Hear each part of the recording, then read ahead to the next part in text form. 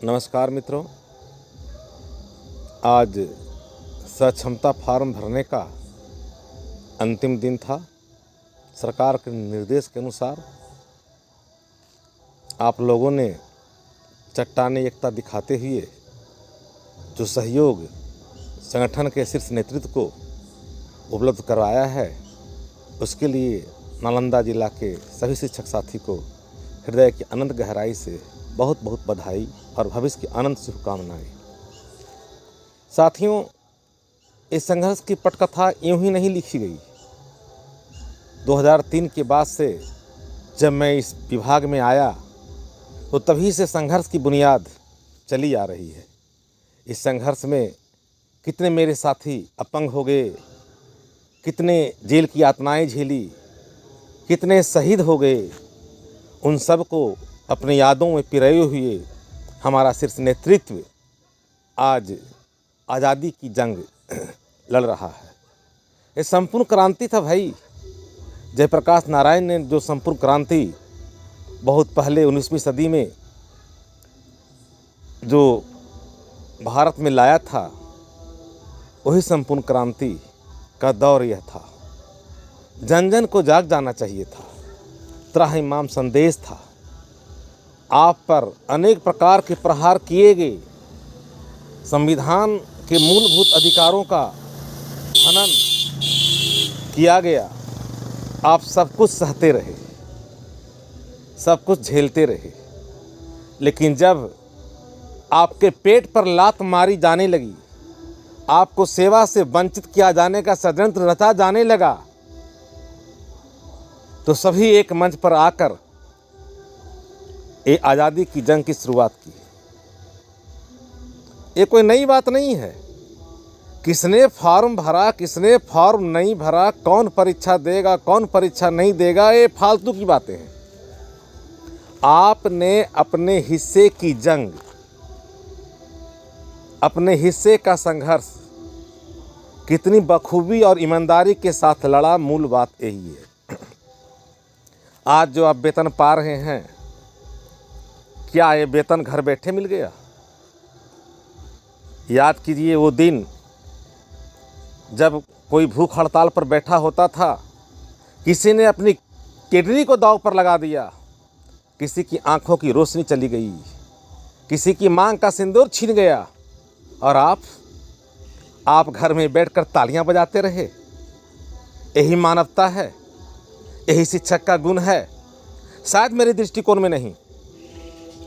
जब आप 5 में से प्रथम बार फॉर्म भरने से अपने आप को नहीं रोक पाए, शायद आपको लगा होगा प्रथम बार जब फॉर्म भरेंगे तो अगला जो राष्ट्रपति की ओर से जो पुरस्कार दिया जाएगा शिक्षक समाज को, उसमें पहला नंबर आपका होगा। हो सकता है, कोई बड़ी चीज़ नहीं है। हर बार धोखा खाया करता था, इस बार भी धोखा खाया, कोई बड़ा चीज़ नहीं है।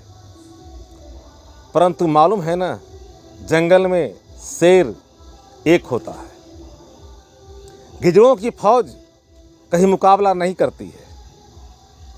जिस मानसिक अवचेतना से उतरकर आप लोगों ने अपने हक की लड़ाई को चूर चूर कर दिया, उसके लिए हमें मान सकते हैं कि हमारा शिक्षक समाज ही पूर्णतः दोषी है। सरकार कहीं भी दोषी नहीं है। उसने बार बार आपको कहा संघर्ष करो, संघर्ष करो, एक हो जाओ, एक हो जाओ। महागठबंधन बन सकता है, लेकिन शिक्षक एकता मंच का निर्माण संभव नहीं है। वो शिक्षक जिसने समाज को रास्ता दिखाया, ज्ञान की ज्योत जगाकर मनुष्य को धरती से लेकर चांद तक पहुंचाया, आज वो शिक्षक इस धरा पर ही अपनी मूलभूत मांगों के लिए दर दर भटक रहा है। जो भी शिक्षक साथी ने अपने धैर्य और संयम के साथ एकजुटता दिखाते हुए सक्षमता का प्रथम प्रयास का फॉर्म नहीं भरा, वे पूजनीय हैं, आदरणीय हैं और शिक्षक समाज के दिव्य ज्योति हैं। आगे भी जब संघर्ष की बारी आएगी तो ही लोग आगे बढ़ेंगे। ये पूर्णतः सत्य है। जब आया वो शुरुआती जंग हुई, नियमित और शिक्षा मित्र की, आगे बढ़े, नियोजित बन गए, नियोजित और नियमित की जंग और आगे बढ़ी। टेट और नन टेट की सरकार ने ऐसा रायता बनाया कि दही और कद्दू में सरसों का पिसा हुआ रायता डाल दिया, जिसमें झांस काफी ज्यादा था। परिणाम क्या हुआ? हम आपकी काबिलियत और प्रश्न उठाते हैं। आपके फार्म भरने पर कोई प्रश्न नहीं मेरा है। यदि आप में इतनी काबिलियत थी तो शिक्षक बनने के लिए ही फिर शिक्षक के लिए फार्म भरना, ये समझ के परे है। परीक्षा का मैं विरोधी नहीं, परीक्षा लो वित्तीय उन्नयन के लिए। आप इतने दिन में एक बार भी प्रमोशन आपको नहीं दिया गया, आप चुप रहे। संघ क्या करता है? आपका वित्तीय उन्नयन नहीं हुआ, चुप रहे। संघ क्या करता है? आपको तरह तरह का प्रताड़ना दिया गया, आपसे छुट्टियां छीन ली गई, आपसे सुख चैन छीन लिया गया, आपका सब संवैधानिक अधिकार पर बंदिशें लगा दी गई, लेकिन आप वफादारी नहीं भूले। शायद यही कारण था कि मेरा देश बरसों बरस तक गुलाम रहा, और वो गुलाम की जंजीर शहीद भगत सिंह, खुदीराम बोस जैसे क्रांतिकारी वीर नहीं होते तो आज ये आज़ादी जो हवा में श्वास आप ले रहे हैं नहीं मिल पाता।